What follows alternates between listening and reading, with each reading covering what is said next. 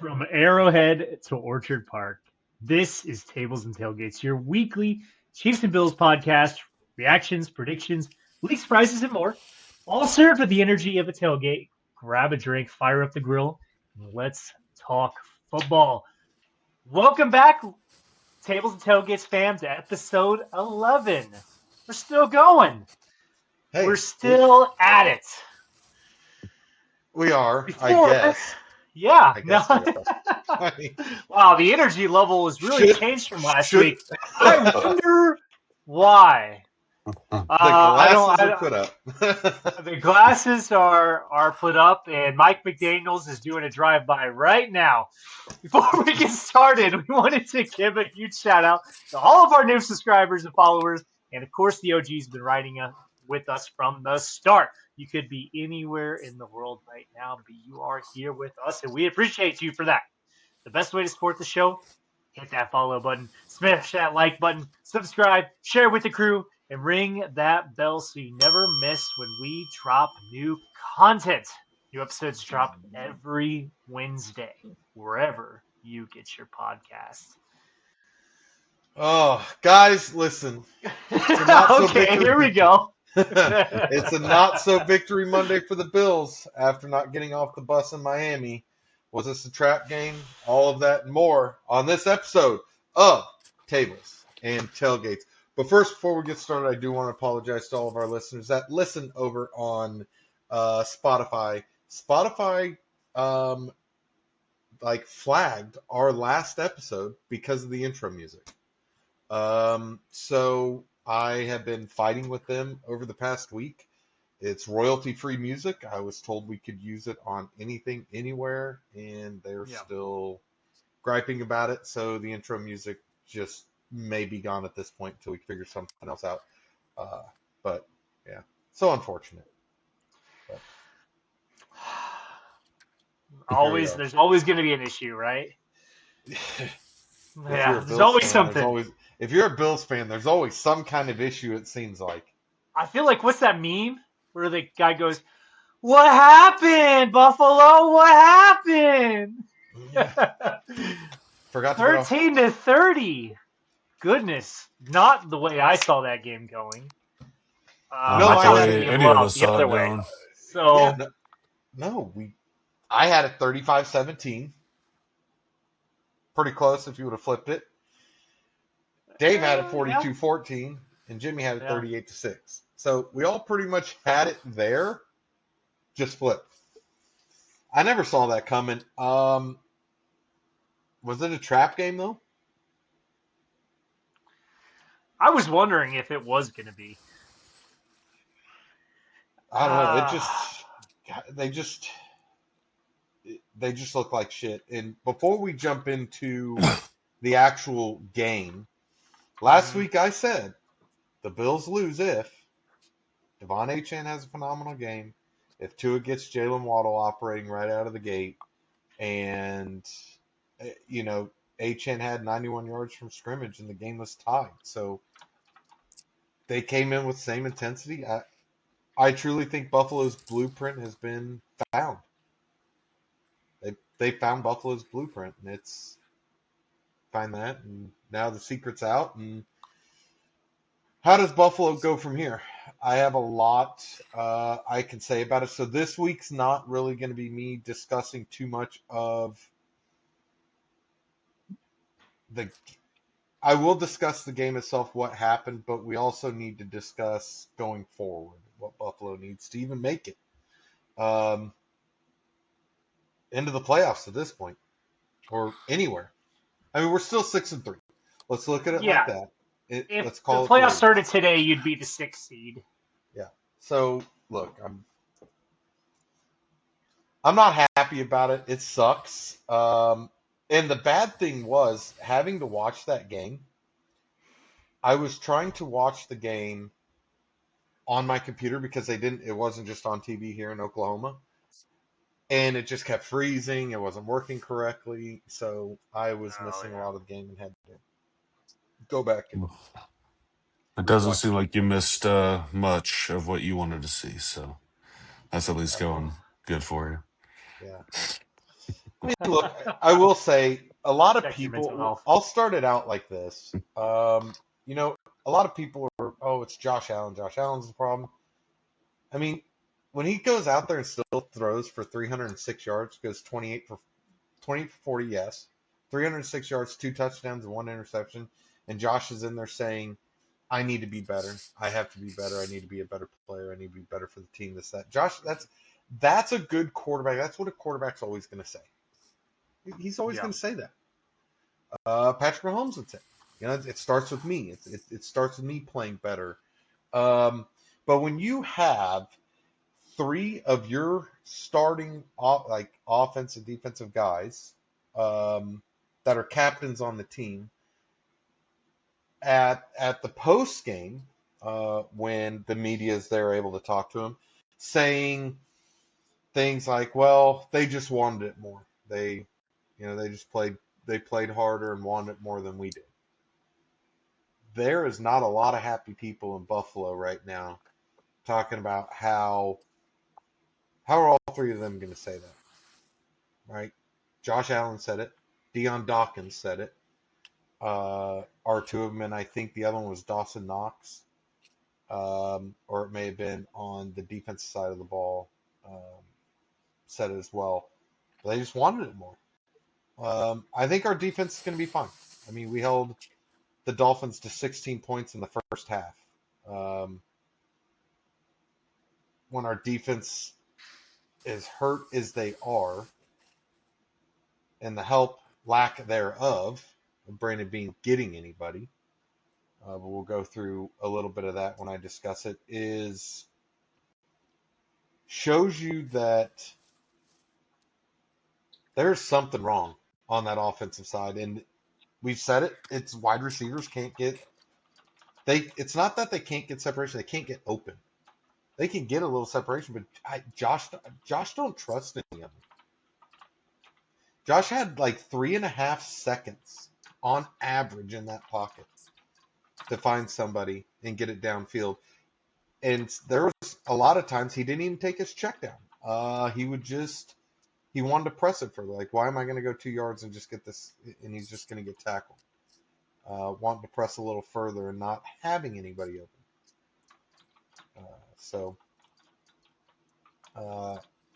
That's my intro with it. It was a tough game to watch, man. It's kind of like how you guys had to watch kind of the Bills game and any other game that your team ends up losing. It sucks, man. It's terrible. Yeah. Yeah. It's terrible. It's really tough because of how well the Patriots are playing this year. And it probably feels like with them already having a win over you guys, the division's slipping away in some aspect, right? Oh, God, yes. Absolutely. I mean, so the Patriots have, I believe, right now, the easiest schedule the rest of the way. Mm-hmm. Yeah. If Buffalo drops one, here's the deal. If Buffalo drops to the to the Buccaneers this week, you can kiss the number 1 seed goodbye in the AFC East.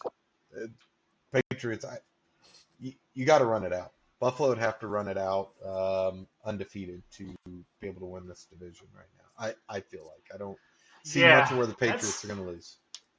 That's going to be a tough one. I mean, the Bucks this weekend, the Bucks are pretty banged up. You guys have got a good shot there. The Texans have been playing a little bit better. Who Their knows about defense the is really Steelers? good. I will say the Bengals earlier, I'd kind of written that off as an easy win for you guys, but with Joe Burrow back, potentially back in time for that game, whew, they that's opened a tough one. his 21-day practice window was open this week. Mm-hmm. Look, it's going to be rough. I don't know. The Bucks are getting Bucky Irving back, but we'll talk about that game later on. But they're getting some players back. But we're still in the big thing is you got to look at this is kind of like that 2021 season. Mitch Morse was talking about it on the Armchair or Beyond the Armchair, I think is what it's called.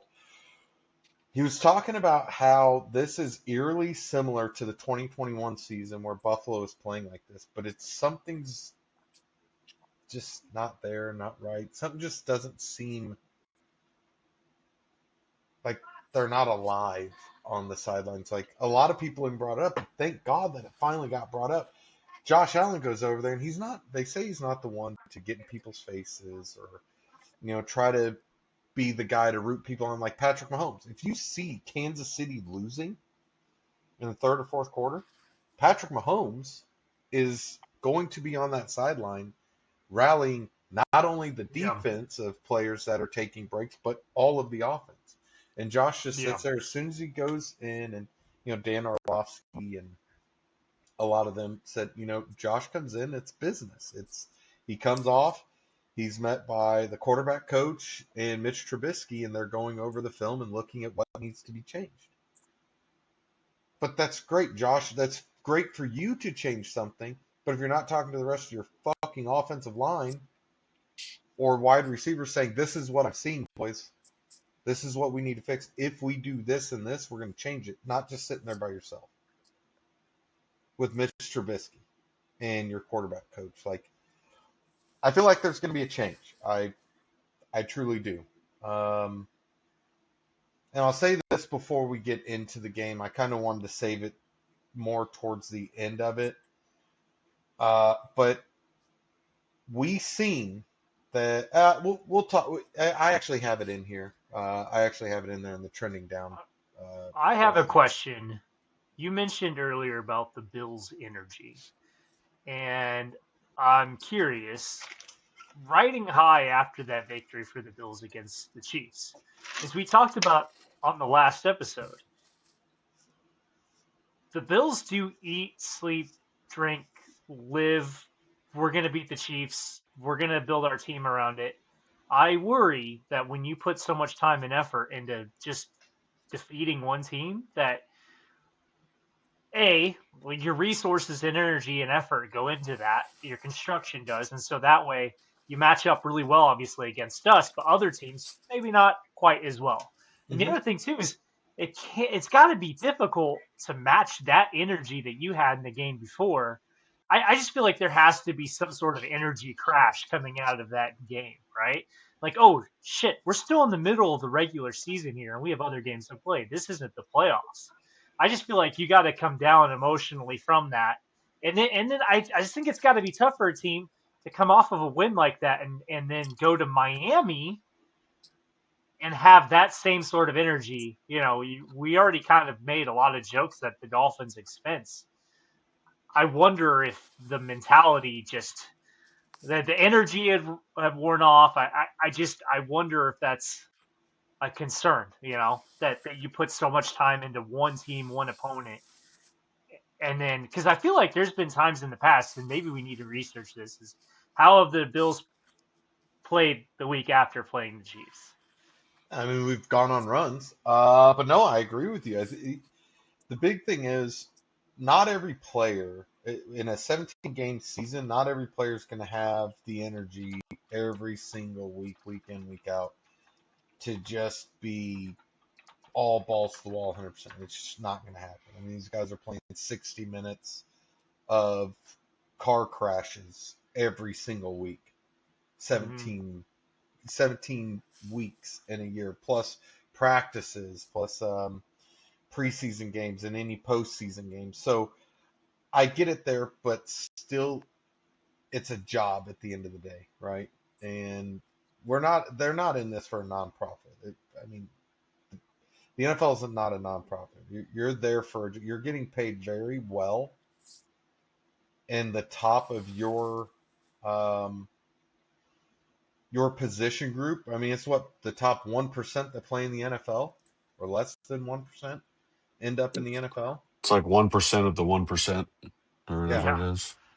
and there's no excuse to come out and say, well, they just wanted it more than we did. And I've said that a lot. We in the media and us, we always talk, well, the other team just wanted it more.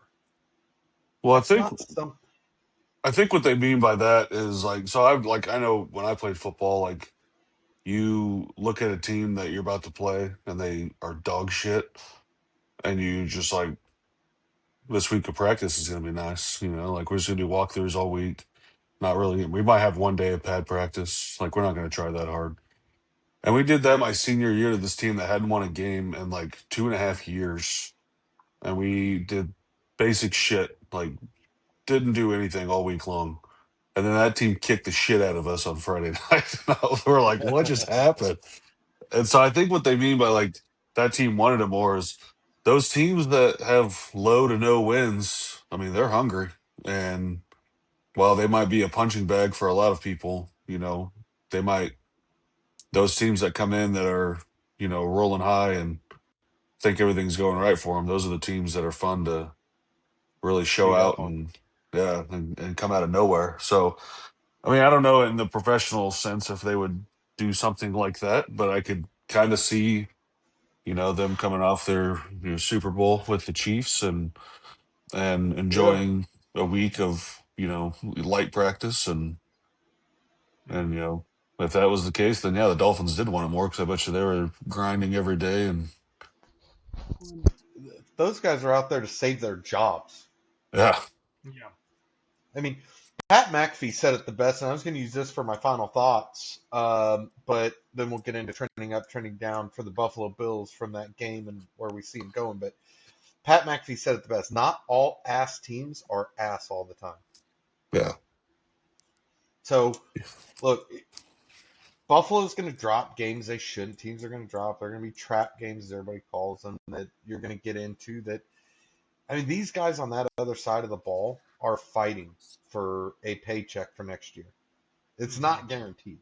They could wipe that yeah. whole team clean. And your position isn't guaranteed next year. So, yeah, Right. it's tough. It is tough. Yeah. Um, well, look, at the Sorry. end of the day, yeah, I feel you. I'm that same way.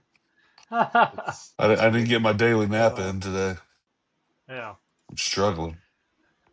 Struggle bus. Look, let's get into who is trending up and who is trending down on the team wide during that game. So not much to say on the offense or defensive side that people were doing great. I do have punter Mitch Wisnowski again trending up. I mean, the guy had 3 punts or 4 punts this week, uh, two of which pins Dolphins inside their own 20-yard line, and he bombed a 61-yarder that averaged 54.3 yards. He averaged 54.3 yards per punt. So phenomenal for a guy to come in when Buffalo's been having a kicking crisis all year. Nobody knows. Nobody's even asking about our kicker anymore. So it's what we got's what we got, boys. I don't know where anyone else is sitting at. Next one I got defensive end Joey Bosa. I mean, if you guys seen him, he had that bowling ball wrap on it, that cast on his hand. And he had a club. He Yeah, could have been beating the folks old with it. club. Despite having that, he did dominate the line of scrimmage at times. He did collect 4 tackles for loss, or 4 tackles total. I think 2 of them were for loss. So huge shout out. That's what we brought Joey Bosa in to do. And I have been happy to see him through this many games without an injury. So keep it up, Joey Bosa. Love what you're doing. And last but not least, I kind of have this on both sides, but cornerback rookie Maxwell Harrison. The reason I'm putting him trending up is here's why. The two hardest positions in the NFL are cornerback and quarterback. And to come in on your third game in the NFL and get another pick and have to your literally first 2 games that you played are against two of the quickest wide receivers in the league, and or arguably some of the best to step foot as a wide receiver in this league.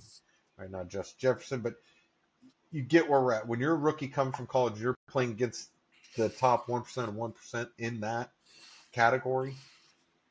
Yeah, he got beat a couple times.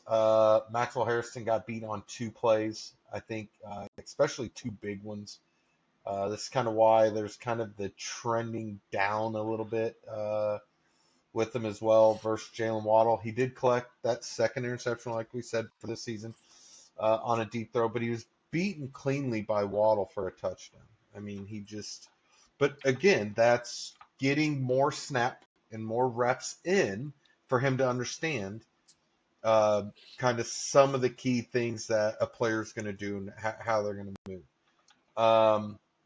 And he got beat again later by Waddle, which moved the chains. But overall, I give him a trending up because 3 games in to your NFL career, you already have 2 interceptions, and they've asked you to go up against some of the best wide receivers in the league. Kudos to you, my man. Yeah. I think you're going to be a phenomenal guy. What's trending down? Everything. Just everything, period. If I went through everything that I put on that would be trending down, is kind of basically like Sal Capaccio trends everything down. Everything is going down from the offense coordinator Joe Brady, the wide receiver room not being able to get open, Brandon Beane at the trade deadline. We'll talk about that one. The run game, our offensive line, Sean McDermott and the staff not having the players ready. Josh Allen's turnovers, we went back to not being able to tackle again. The run defense got exploited once again. Just ran all over. Explosive plays that you're allowing for touchdowns towards the end of the game. However, the only reason I kind of going to scratch that one kind of off is the defense was tired. They were dog shit tired. You're playing in Miami where it's 80, 90 degrees, big humidity. It's snowing a blizzard up in Buffalo. You know, these guys are down here in Miami where it's 80, 90 degrees and profusely sweating. It happens. No excuse. You're a professional. You got to be ready. Our third down offense was trash again. And turnovers, and then the pass rush not being able to get home. But to just collect a few of them, let's talk about the coaching side and the wide receivers. I'm going to keep it on that side, and then we'll kind of move on to what the game-changing play I thought was, some injuries, and then final thoughts, and we'll kick this thing right along. First, I want to start with offensive coordinator Joe Brady. He didn't have I don't know if it's scheme related. I don't understand if it's he didn't have the right answers. He didn't have enough key plays. He didn't stick with one thing or the other. He came in and said, well, I wish I would have stuck with the pass plays earlier on and kept with it, but I kind of got away because it was working, right? And got into James Cook. Well, you can see that the Miami Dolphins started with 3 linebackers. They started the game with 3 linebackers. They were telling you right there, you're not running that ball. You will have to beat us in the air, and we're not scared. And they proved it. They proved it right there, starting 3 linebackers. They were like, come on, run whichever way you want. I'm good with it. And so Joe Brady seen that, went to the throw. It kind of started working a little bit, but then he got away from it because he likes to run. James Cook, give it to the breader. Let Cook cook in the kitchen. You can't when they come out there and say you're throwing the ball, not running it. It's hard. It's hard to win. You're never going to win that. His early 4th down play call, it didn't put us in the best position at all to succeed. It was terrible. Joe Brady's big problem that I feel Joe Brady has is he's not utilizing wide receivers the way he should. I do not feel that Keon Coleman is. I feel he needs to be more of a slot receiver. He doesn't need to be a wideout. They need to put him in the slot, run him more like a tight end, and watch him progress, getting those contested catches in the center, not outside the numbers. He needs to be more in the number, in your face. I'm going to hit you really hard, and he needs to get more aggressive. On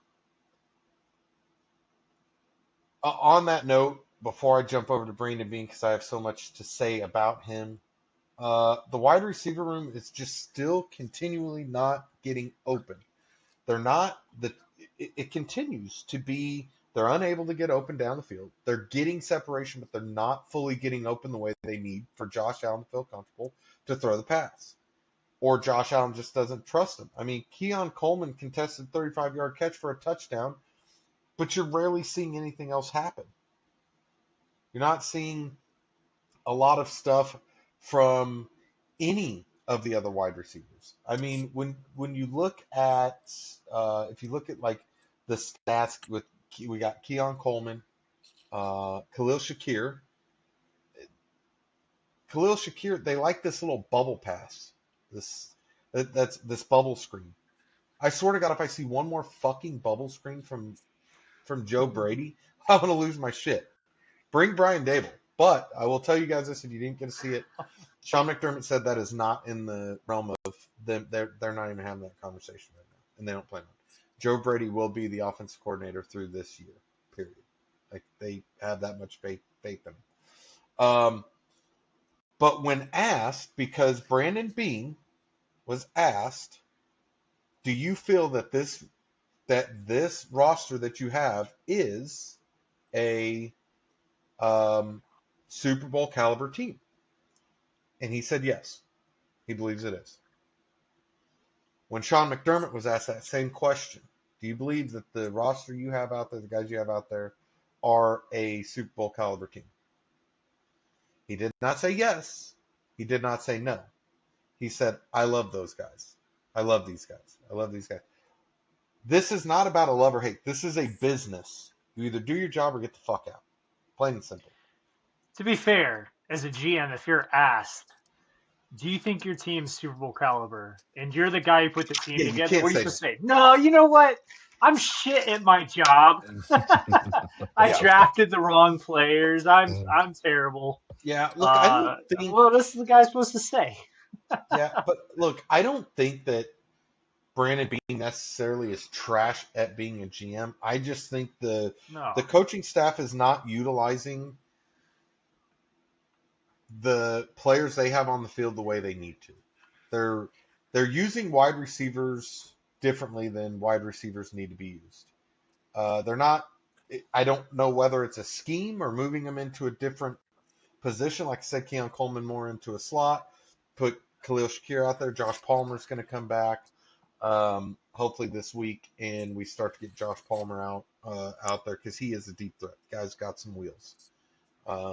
Unfortunately, he did get hurt his knee, but he's back. But the Brandon Beane thing, this is the toughest thing to talk about. It's the whole trade deadline because we didn't get to really talk about this. So a report did surface Sunday that Brandon Beane and the Buffalo Bills did offer a first-round pick and more for Dolphins wide receiver Jalen Waddle. However, I think and this is speculation. I don't know this for a fact. This is what I've heard a lot of people, and this is what I thought, talking to some of the other media guys and podcasters that do Bills podcasts. I feel like Brandon Beane went after too many big fish and was trying to get this big splash. Haha, look what I did in the AFC East. Took this defensive lineman from the Jets, and now all of a sudden I took wide receiver Jalen Waddle from the Dolphins. I think what he did is offered the Jets a first round this coming year, our first round, which is going to be 29 or 30 or 28. What are you going to get out of that? You're going to trade it to the Chiefs anyways. Like, you didn't do it last year, but you're just going to give it to the Chiefs. And then next year's first round draft is what he gave the Dolphins, and the Dolphins said, no, we want this year's. And then Brandon Beane's not that type of guy. He's like, yeah, no, I'm good. See ya. I think that's what happened. I'm not sure.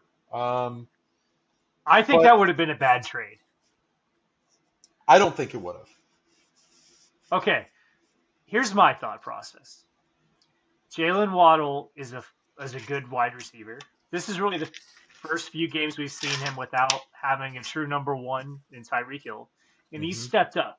I'll give him that. But the whole idea behind the draft is to use that draft pick and have a contract friendly player for the team.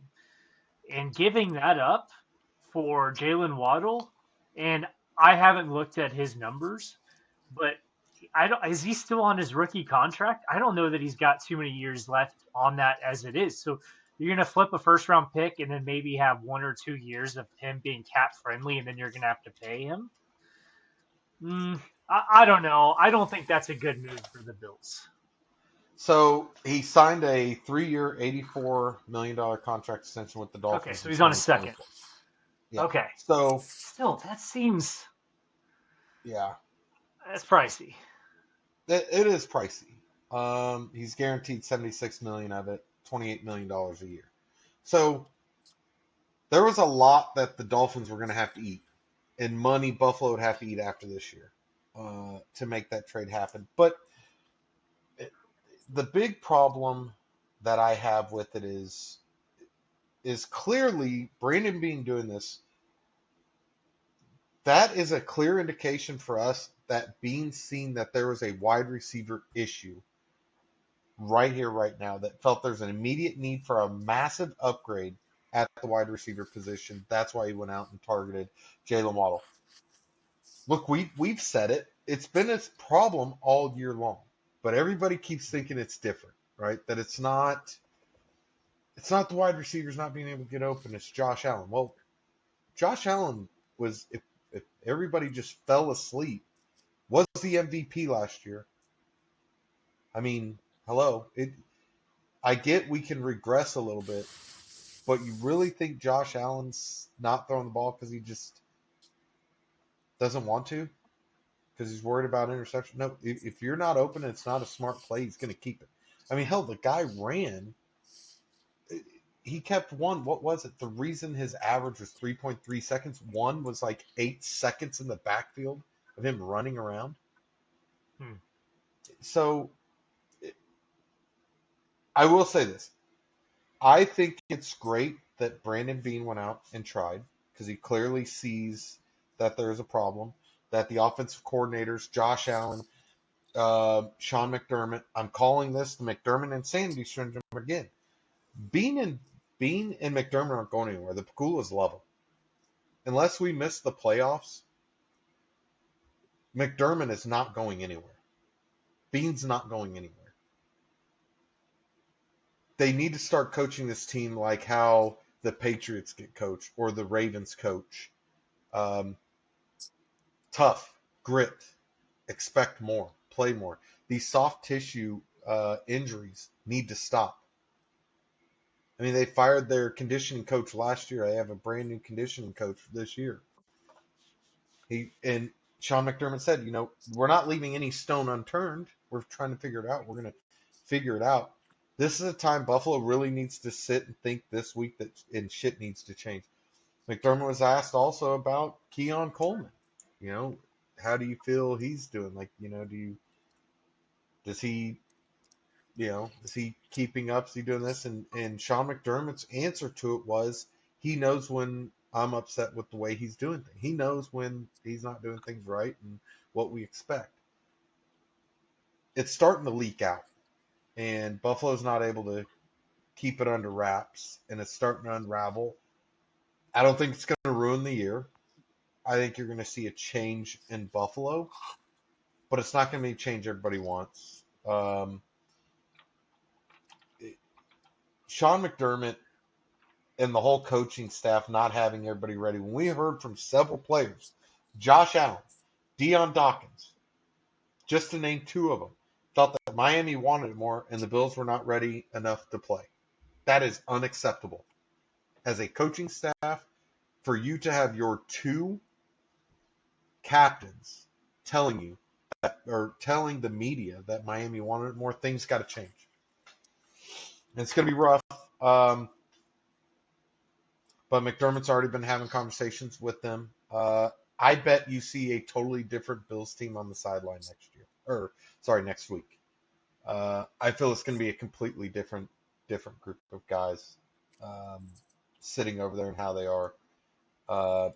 So we'll see. It was a tough watch.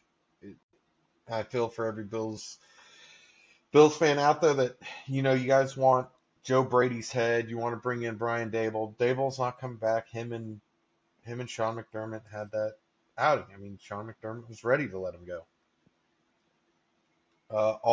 Why do you think? And I'll ask you guys this because I already know, and a lot of Bills Mafia knows. Why do you think Brian Dable got fired? Other than their record, what reasoning would you think Brian Dable got fired? Another reason other than what that record shows. I mean, from what I've heard, honestly, I haven't really looked into it too much, but it sounded like there was a lot of personality clashes, right? Yeah. And I think Brian Dable probably knew that there were some teams that were interested in him being a head coach. So I know they can get to the ego of some coaches, and I'm sure and, that McDermott didn't enjoy that too much. Yeah, and the reason he ended up leaving the Giants was really the question is he likes to run quarterbacks. Josh Allen can't do that anymore. The Bills Mafia need.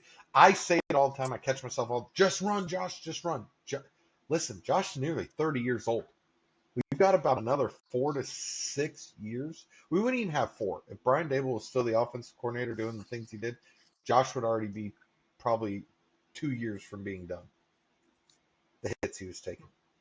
You think he's only got 4 to 6 years left, though? I'd probably say Josh 6 Allen? good years. Like I'm No. talking Oh, Super okay. I Bowl was gonna years. say, Like I Super don't know Bowl about years. that. Like full blown. You could be very, very competitive. I'm saying about 6 more. I mean, then you'll be what 36. Seeing how the change. Look at the quarterbacks that just came in. Right, you got Drake May Mhm. lighting things up. I mean, the NFL seems to me that it's changing again. And we said it, Dave. Remember, I called you after the game. I said, yeah, at this point, I don't even know. I don't even know what the Yeah, NFL is. the NFL is weird. I'll push back though. I think Josh Allen's got longer time than we think if he stays healthy.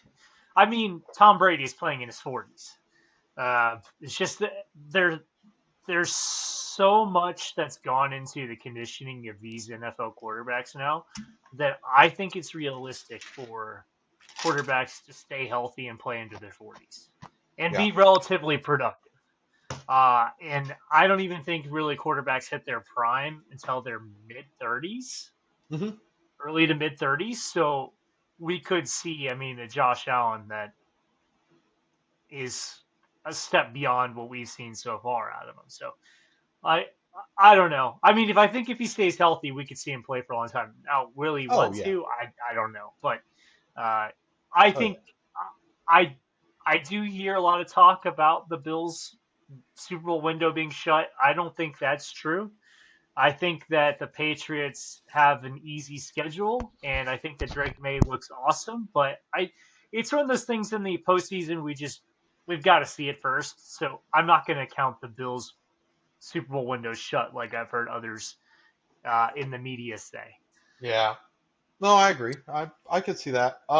Look, we don't really need to go over the game changing moment. I feel like it was when Josh tried the QB sneak, but we'll just go into injuries from that game, kind of what's going on with the injuries that happened there, and then quick final thoughts with the new Buffalo Bills signing, what I think is going to happen. Tight end Dalton Kincaid left with a hamstring. He is considered week to week. Sean McDermott already said he will not play this week, so that is a huge blow. Dalton Kincaid is by far one of the best tight ends in the league, in my opinion. As of right now, that man is going to be a dog. Rookie defensive end Landon Jackson. I think this was his second game he ever got to play in the NFL. Rookie. He tore his MCL and PCL and will miss the remainder of the season. So there's another defensive end that Buffalo lost to an injury. So it's rough. But I don't want to beat the dead horse on the wide receiver things that we need help in there. But the signing that we got, and Dave sent this to me. And I thought he was messing around because he didn't send a picture. And earlier, I was busy working. I'm like pounding, like I'm like so focused on work, hyper Yeah. focused. And I look over and I barely read what he said, and I just write back. And he's like, "Wow, all defensive," and I'm like, "Dude, whatever." Like, I don't even know. Like, and I'm pounding. Well, later on, dude says, "Congratulations on the wide receiver or signing or something, wide receiver Wide signing receiver something." signing. Yeah. Uh, And then he sends a GIF of just and I thought, okay, this guy's fucking on one today. But I didn't realize because I was so hyper focused at work Yeah. that I didn't see the sign. Buffalo Bills sign Chiefs, what, three-time three, Super Bowl champion, three. wide receiver, Three. Mecole Yeah. Hardman to the practice squad. Now, here's what I think Buffalo's going to do with him. The Cheetah came out and said that this is going to be a huge help for Josh Allen, and Josh Allen will be able to use Mecole Hardman the way Kansas City couldn't because of how Buffalo plays. Buffalo plays a different style of football than Kansas City. He would fit more into the scheme of where he's at in his career now. I don't think Buffalo's using him as a wide receiver. I think they're putting him on special teams as a Yeah. special teams return guy. That's how the Chiefs used him too. I liked It's better Mecole than what we Hardman. got. Obviously, we have some fond memories of him in Kansas City, and but I think that his days of contributing on the offense are probably over. I agree. I think he'll be a special teams player for sure. I mean, could, could he be better than a Tyrell Shavers? Absolutely. Tyrell Shavers sat on the practice squad for 3 years, never played. He just started playing this year. It's not out of the realm of possibility, Bills fans, that we could see Mecole Hardman, but Sean McDermott did say that we could potentially be getting Gabe Davis back this week. That's huge. Gabe Davis has been great. If he was great with Josh, him and Josh already have a great reputation. He can at least go in and have. He doesn't have the vertical speed to beat cornerbacks and safeties in this league. Um, but he has that physical body and presence that he will contest the catch better than Keon Coleman or anyone else. So look for him to be playing kind of some slot stuff. I see them bringing Gabe Davis in for some slot things, but I feel you, Bills fans. It was rough. Don't give up on our Bills. And I want to give a huge shout out, but I'm going to save that for the end of this. There's going to be a huge shout out to Okay. somebody on this podcast at the end, so stick around. It could be you. Let's move into the Chiefs. That's enough of me ranting for 43 minutes about the Bills and a Hey, terrible Finally. loss. it's God. not all bad. I will say It's not all with doom and gloom. McCole on the team, maybe he'll let Josh Allen feel a Super Bowl ring or two. Just because. So, Okay. did you see that? Did you see the comments on that post? I looked at the Oh, was comments, there? and there was I think it was a Chiefs fan said, "McCole, are you taking your 3 Super Bowl rings in so they can feel what it feels like? If you can't win it, I'll let you feel it." Yay. All right, Tables and Tailgates fam. You know we're all about repping our teams the right way, and now we've teamed up with the NFL Shop, the official online store of the NFL. If you're looking for the latest jerseys, sideline gear, hats, or collectibles, this is the place. Every team, every player, officially licensed straight from the source. Right now, you can gear up for game day and support the podcast at the same time. Just click the link in our show notes or head to our socials. It takes you straight to the NFLshop.com. That's the NFLshop.com, where real fans get their gear. Okay, enough of that. Let's get back to the show already. You know what? Listen, we had a bye week. Obviously, the trade deadline was last week. I'm here to tell Chiefs fans real quick, though. It is okay that we didn't sign Brees Hall. And I'm sure a lot of other Chiefs fans were really hoping they'd bring in some running back help. But here's the deal. The Jets were stand fast on getting a third round pick. And with Brees Hall due to get a massive contract at the end of the season, are you really willing to give away a third round pick for a potential rental for the rest of the season? I'm not. I would have been okay with the fourth round pick. I was hoping that Chiefs were going to look for D line help. Obviously, they weren't willing to fork over the capital that was required for that. So, good on the Jets for, I guess, they recognized that their team was dead in the water and they got all those first round draft hauls. And I don't understand the Sauce Gardner trade. I mean, I like Sauce Gardner. I do not think he's worth two first round picks. Not in this world or the other. He had a phenomenal rookie season. Since then, he's been okay. Good on the Colts for going all in this season, but I don't understand that one at all. Chiefs fans, if there's anything I can tell you, the first part of the season's over. Chiefs and Andy Reid in particular are very good at making adjustments. They use this time as a time of self reflection. So just take it easy. Just forget that the first part of the season happened. There's a lot of mistakes, a lot of one score games that last year went our way. This year did not. We're 0-4 in one score games. Breathe. It'll be okay. I do have some optimism. Josh Simmons is back with the team. He'll fill in like I'm hoping he's going to be starting left tackle going in this week. We definitely need the help.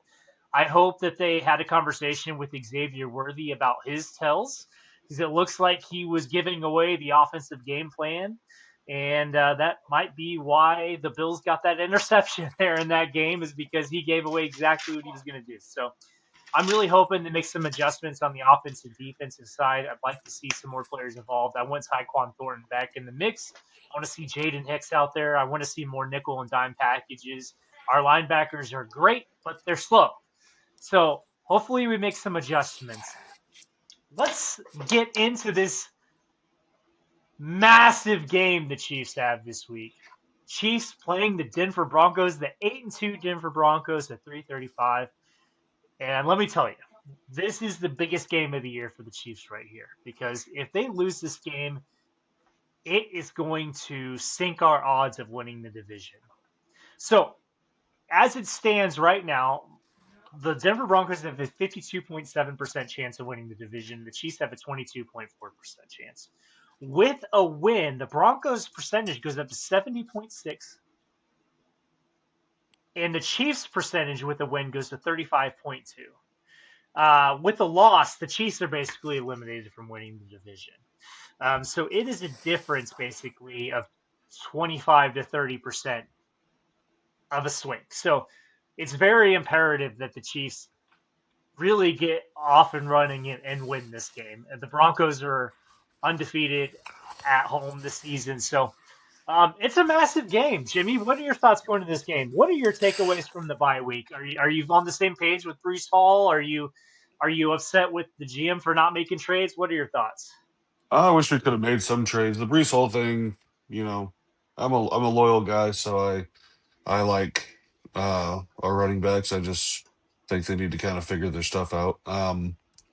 This game, though, Yep. like you said, is realistically probably the biggest one on our schedule. They have that. I can't think of his name, but he's a linebacker, I believe, that has 9.5 sacks already in the first Nick 10 Benito. games. Yeah, Nick dude's a Benito. freaking Mm-hmm. stud. And He so, is. yeah, I'm hoping Josh Simmons is, he was dealing with family stuff and now he's back. And I hope that that month he was gone or however long it was that he stayed in shape. And like you were saying last week, Yeah. and because we're going to need, I think, all the help we can get. But I don't know. This game worries me because, like, Mahomes has like dominated the AFC West since he has been in the league, and then for us to lose our Mm-hmm. very first game against the Chargers, which was like a shocker, and then the Raiders, we crushed them because it's the Raiders. But then this Broncos team's a good team, man, and so I don't They know. I mean, are I'm a good always team. I'm always optimistic, no matter who the Chiefs are playing. They could be playing the all 2010s team, and I'd still be like, they got a chance. And but but yeah, You're not lying. it's it'll be interesting. I think I agree with you with with a lot of pretty much everything that you said. I want to see Thornton get back in there. I mean, dude was an animal when Rashee Rice was on Right. suspension, and how they can just be like, "Hey, Thornton, who?" Like, it's like the fuck just happened, dude. Right. That dude carried the team. Like, Yeah. there was games I don't think we would have won without him, and then you guys are just put him on the back burner like he's like your fucking side chick. Like, come on now. And so yeah, I don't know. It'd be nice to see him get in there more. For Shard Smith, I think if they would put him in and get him going, like that'd be awesome. But you Right. never know. This game will be interesting. I think it will. I know we've said this about a few teams now, but I think this game will kind of tell a lot. And I would love for the Broncos to be 5-1 at home after we get through with them. But we'll see. It's gonna be a really tough game. Yeah. This is going to be a really interesting matchup. The Broncos have a phenomenal defense. We talked a little bit about Nick Benito. Last year, he played against Mahomes. He had a sack and three quarterbacks hit on their only meeting last year. The Broncos are currently allowing only 17.3 points per game, which ranks third in the NFL. They're giving up 270 yards per game in total defense, third again in the NFL. They're allowing only 180 yards per game, top six. They give up about 92 rushing yards per game, ranking fifth, which Chiefs just refuse to run the ball anyways. So I don't know how much that'll make a difference. And I mean, obviously, we talked a little bit about their D line. It is perhaps one of the best defensive lines in the NFL this season. But if you look on the other side of the ball, Bo Nix has not been good this season. His quarterback rating last week was 54.9. And I don't know, the game that they played against the Raiders last week was up for worst game of the year. That game was atrocious. Now, of course, that was up until last night with the Packers and Eagles, or Oh, Eagles and Packers. Which, if you watch that, you need to get a hold of therapist. ESPN and ask for some money back, man, because that was absolutely Uh, awful. I'm it glad was I a, did not watch much of that game. I'm glad my TV kept messing up. It kept pausing.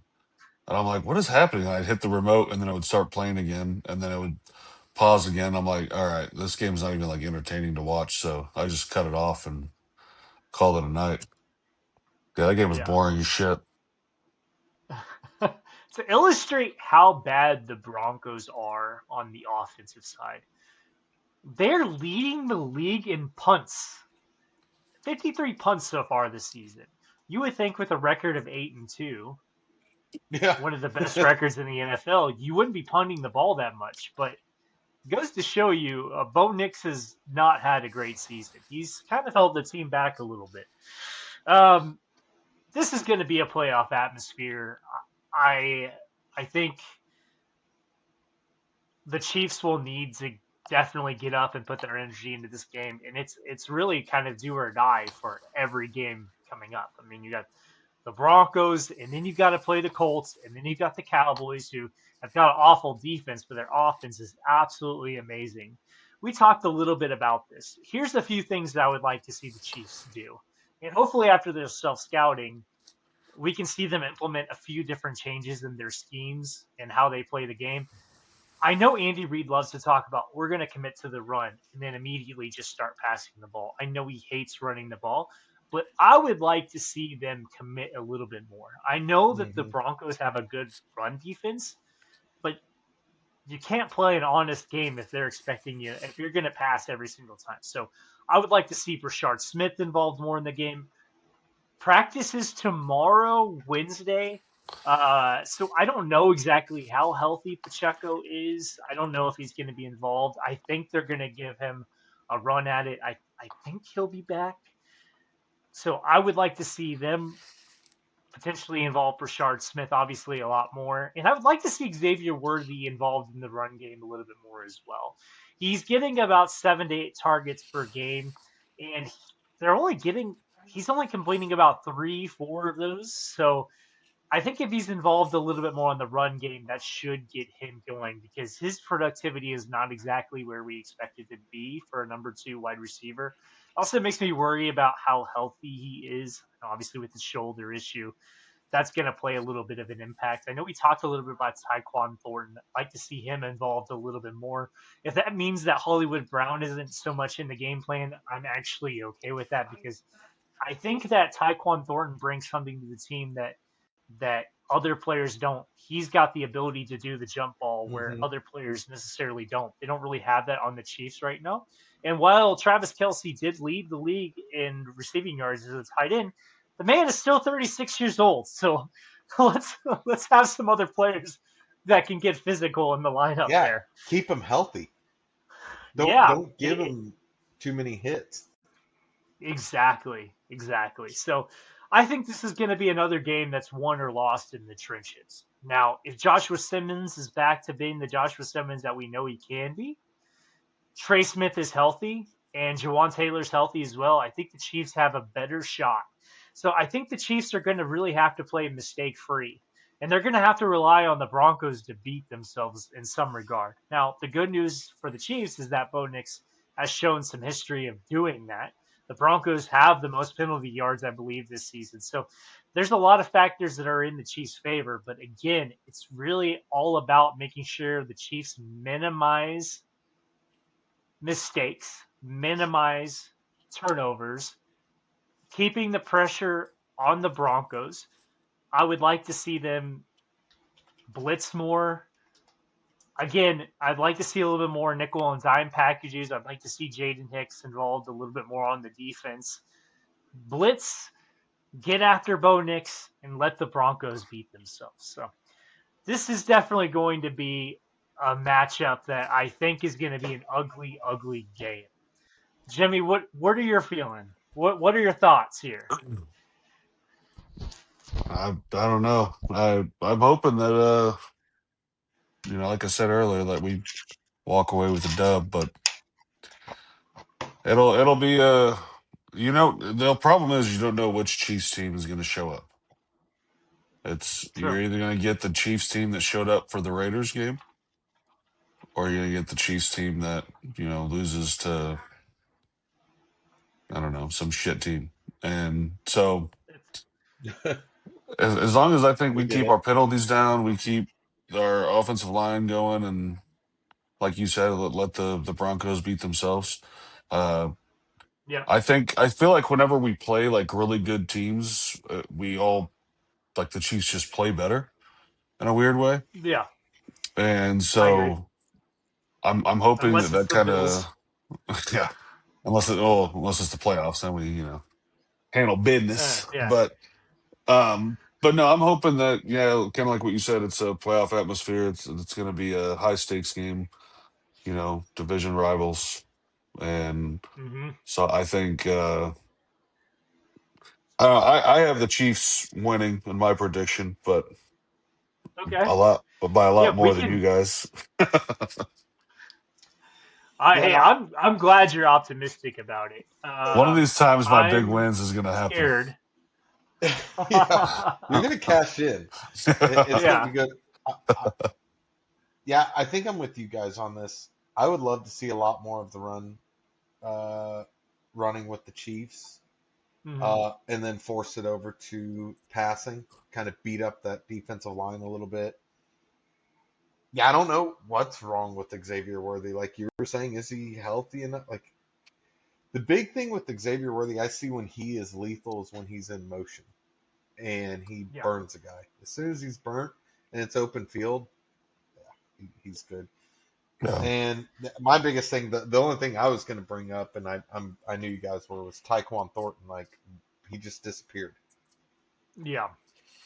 Like get Rasheed Rice back, and Tyquan Thornton's now number 6. I mean, look, you guys have what Andy Reid and you guys are able to do with wide receivers, especially Hollywood Brown and Isaiah, or who's the other one that you guys have? Rasheed Rice, Rasheed. Well, you have Rasheed Rice, um, Xavier Worthy. Xavier Hollywood Brown, Worthy, Xavier Worthy. Hollywood Brown. Um, Tyquan Okay. Thornton. Who else?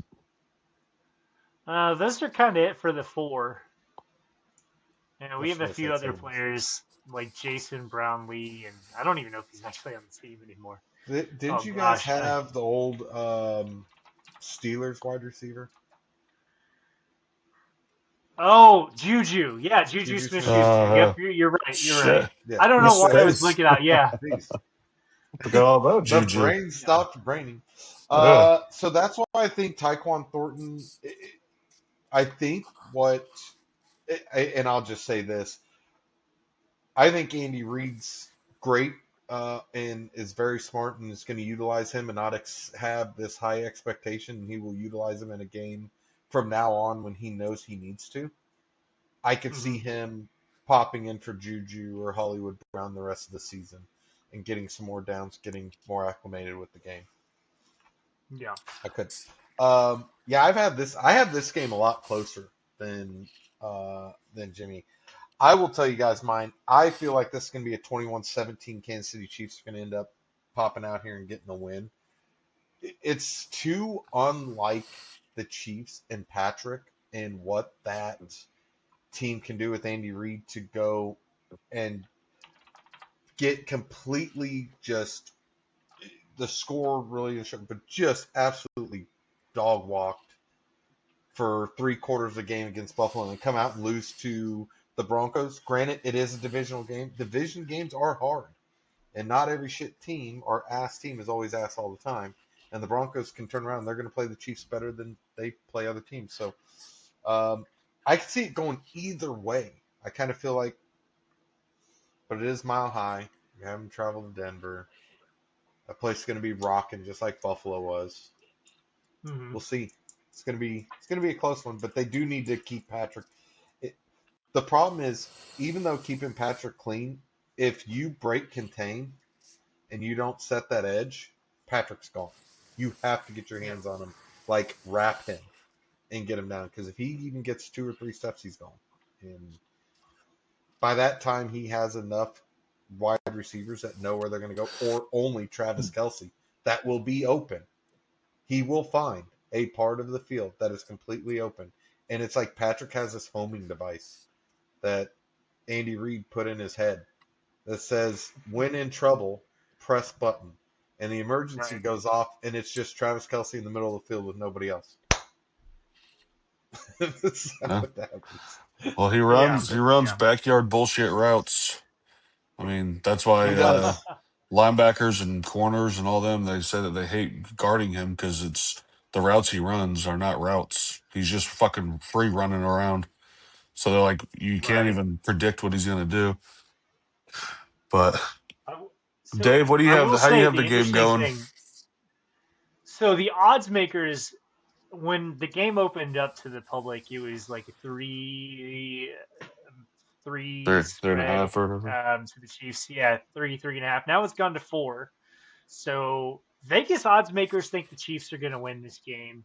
And the funny thing about that is they also still have the Chiefs as the favorite to win the Super Bowl this year. They're currently the odds-on favorite, which is absolutely wild to me, given that they're only 5-4. So Vegas is a lot more confident in the Chiefs than I think a lot of Chiefs fans are right now. So maybe they know something the rest of us don't.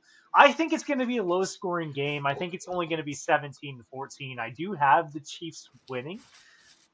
And I'm scared that I have that thought. I go back and forth on it myself Mhm. because I can easily see a world in which the Broncos absolutely harass and terrorize Patrick Mahomes. But I think the Chiefs get the win, and that sets up for an even bigger matchup next week against the Colts. So again, 17-14 Chiefs. I have it 38-13 Chiefs. So one of these times Oh it's God. gonna hit. It's One gonna of be these times nice. it's going to hit. Absolutely. That would And be when it does, absolutely insane. you need to come in completely different dressed. Like, Oh, do I'm gonna wear something. the sunglasses like you, There you go. douche. That's for Victory Monday. It's not so Victory Monday today. All right, Bucks at coming to Buffalo. It's going to be cold up there in Highmark Stadium. Last time the Bucks. So non-divisional round. This is not even in the same conference. This is AFC, NFC, so these teams don't get to see each other much. Um, some of the key things that I do want to kind of just take a look at and talk about is Buffalo's rushing offense and the Bucs run defense. Again, like I've been trying to preach, the more 12 and 13 personnel, quit with the fucking bubble screens. They don't work. Um, the Buccaneers have been averaging 24 points a game, about 24 and a half points a game, 328 yards. Their third down conversions about 36%. And their passing, they've been averaging about 225, so look for them to be more in the air because they only average roughly about 98 yards a game. However, they can flip that and say, Buffalo can't stop the run. They can't pass. They can't stop the run, so this is what we're going to do. Look, I think it's going to be tough for Buffalo. I'm excited, and this is be my one excited thing to look for. I'm really excited to see Max Harrison, rookie cornerback Max Harrison on Emeka Ibuka. That'll be fun to see and help with that deep threat. Ibuka is a phenomenal receiver. He's got 677 yards and is leading their offense wide receiver room. So look for McDermott to put him on there. I hope it's not a Trey White day to see him on there. I still give the credit to Max. 3 games, the man's doing phenomenal. Let the guy eat. Baker, the guy just gets things done when he needs to. It's been so awesome watching. I love watching Baker. And this is going to be a hard game for me because I always want to root for Baker just because he's OU guy. Phenomenal dude. I mean, just anytime people talk to him, I watched that video that he did where he dressed up as, I can't remember what he called himself, but Did he he call dressed up as himself? like a fan. What was it? Yeah, He I went can't think in of his name. Yeah. and Gus, is that it was? Gus, I think. He's like, gotta Uh, stretch out the shoulder, got a bad knee, and he's Gus like, can do it. Yeah. And he had his knee wrapped. Um, But just a phenomenal guy. Look for Baker to put it in the air. Actually, I could see him running with Rashad White.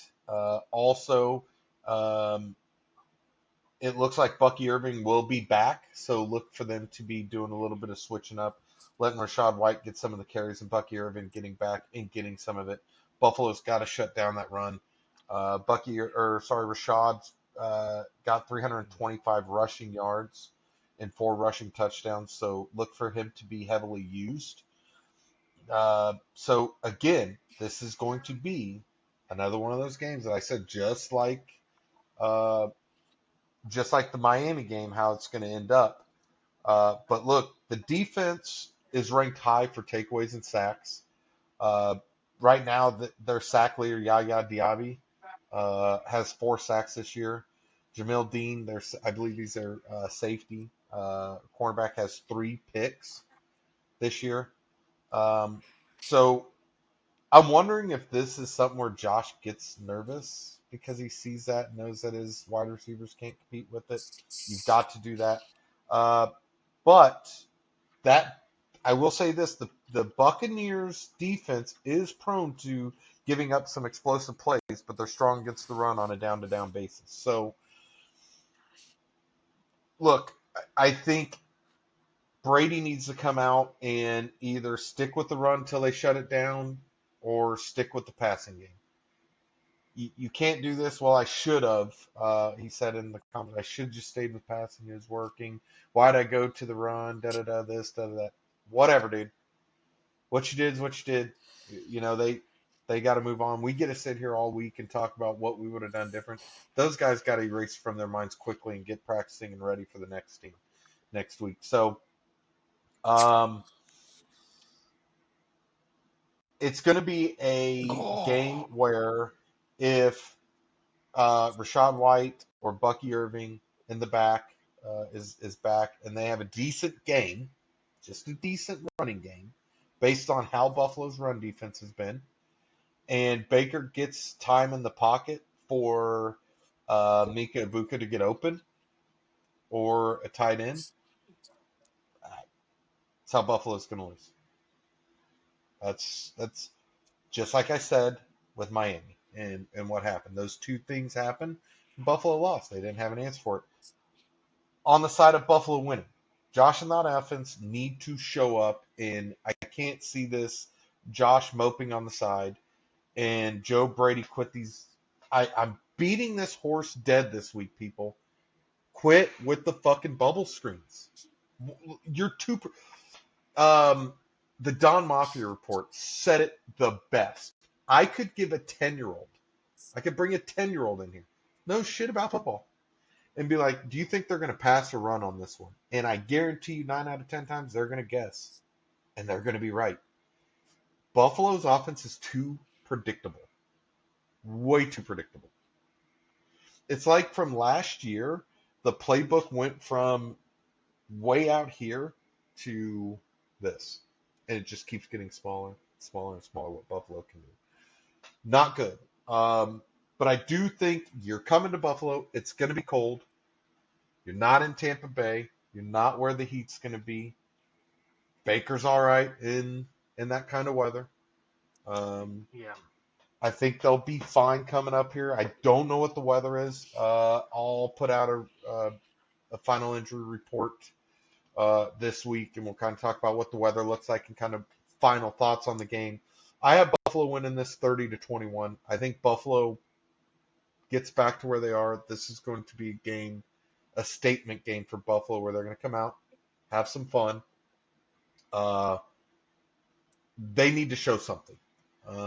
And with the injuries on defense, that's not an excuse. I want to come in here and be like, oh, our defense was just so beat up.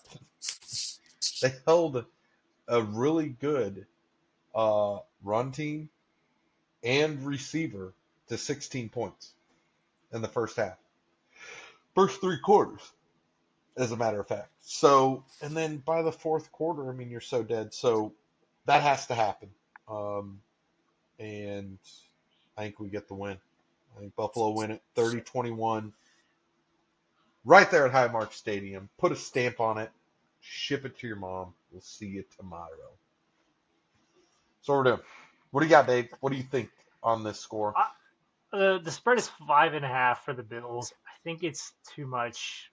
I think it's kind of disrespectful for the Bucs. I know it's a bounce back game for each team. I do think the Bills are going to win. I think they're going to win a closer game at 28-24.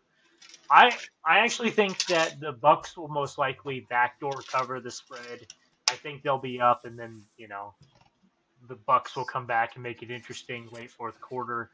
If I do recall correctly, Baker Mayfield has the most fourth quarter touchdowns right now in the NFL. So Yeah.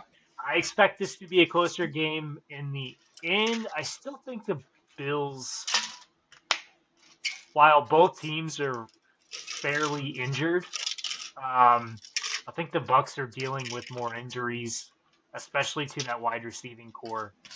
I know obviously losing Mike Evans, and I think Chris Godwin Jr. is questionable as well. I don't know if he's going to play or not. I guess we'll find out later in the week, but I just think the Bills have more firepower. Even as questionable as the firepower is right now, Nick Buka is looking amazing.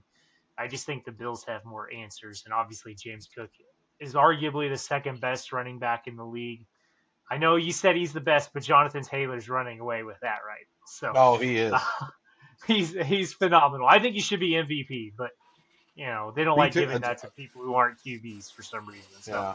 I think it'll be a closer game in the end, but I do think the Bills win this game 28-24. Nice. Before we end it, the injury report. Wait, Jimmy. The Oh, fuck? Jimmy, Jimmy I didn't forgot. go to score. I thought it's. Shot liver over This- here? Yeah. 60-0 Buccaneers. No, I'm just kidding. I think it's going to be 31-28. I think it will come down to the last second field goal by the Bills to win it. Personally, Prater. Oh no. maybe it's close. Maybe it's like a 24-yarder, little pooch kick. He wasn't But ready. Yeah, well, if he's lined up on the left hash mark, it'll be harder to miss right? yeah, Yeah. Good Scott So, Norwood. but I think with both quarterbacks, they both are very good last minute quarterbacks when they know they have to win. And so I think it will come down to the wire and be a last second field goal. So I got Bills 31, Buccaneers 28. Sorry, All right, Baker. so man, we got all the. I know. Sorry, Baker. We still love you if you ever watch this. Look, I'll do the in kind of little quick injury report right now. Everybody knows. Well, again, we'll update it later this week. Right now, tight end Dalton Kincaid left the Dolphins game with a hamstring and is considered week to week. He will not be playing. T.J. Sanders will be coming off IR and is practicing this week. That is per Sean McDermott. Josh Palmer, Daquan Jones should be suiting up for the Bucs game. That is huge. Again, we haven't seen Tylen Grable can still be activated, as well as I don't even know if our kickers are still. I think Matt Prater's our only kicker. I don't know where IR kickers. That's all I'm going to call Tyler Bass until he gets there. Don't know what's going on. I wish the best for him. I love to see him come back. Got a lot of love for that guy. I want to give a huge shout out. I'm not really too worried about who's going to be, what team wins. We already know if Kansas City wins, they're going to dominate the storylines. Yeah, Buffalo wins, big probably. deal.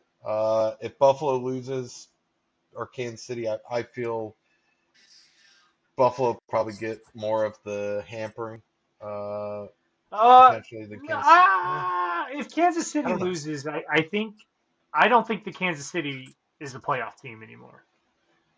Ooh, That's where if I'm they at lose, because they'll be at 500. They're going okay, to be so far back in the division. They're already if the playoffs started today, they're already not in the playoffs. yeah, I just think that they're just going to be so far behind, and then every team that's ahead of them has the tiebreaker. The Jags have the tiebreaker. The Bills have the tiebreaker. The Chargers, as of now, have the tiebreaker. So I think it'll be a big storyline because for me, I can't sit there next week in the podcast if the Chiefs lose and tell you, I think the Chiefs are a playoff team. Now, obviously, that could change if the Broncos drop a game, the Chargers drop a game, and the Chiefs go on to beat the Colts, which is already looking like a really bad matchup for Kansas City. I yeah. think that it's as close to disaster as possible if the Chiefs end up shit in the Going bed five, yeah. This late in the against the season, Broncos this weekend. Yeah, so I do think it'll be a big story if the Chiefs lose, and it rightfully should be. That's where I'm at. okay. Guys, I want to give a huge shout out to little Martin Pickering, little Bills fan. I want to give a shout out every week to a Bills fan and maybe one that I convert, and that's one. And man, that little guy is so cute to watch him put on the Bills gear. And I get videos from Jess and all them of him saying "Go Bills" or stuff like that. So, wanted to give you a huge shout out, Martin. We love you, buddy, and be good, do good, God bless, and go Bills. Hey, there it is. Another episode in the books, ladies and gentlemen.